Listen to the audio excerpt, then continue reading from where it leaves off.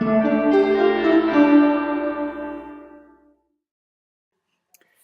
recently I just finished the book Waking Up by Sam Harris. This is something that I do as a matter of course. I consider myself a content expert when it comes to what Sam Harris writes. So I was forced to read this book or listen to this book in this case. It's sort of I was a little leery about it. I hoped he was going to do what he was going to do, and in fact he did do. Is the idea of separating spiritual experience from religion, and the experience is different than religion itself, and that's something that I would agree with, and I have no problem with what he did with it or how he went about talking about it.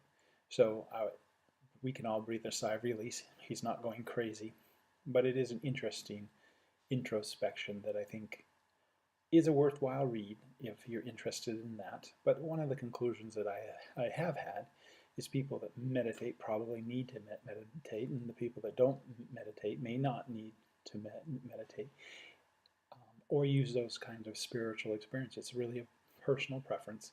It's something you can do, it's something you can explore, and there are safe ways to explore it, and then there are unsafe ways to explore it. And so I was glad to see that Harris really did help those people that might be interested or maybe have had experiences that have been spiritual to them, and tries to put those in a context that we can use those in a functional way and in a healthy way, and make, there are benefits to meditation, and no one's denying those.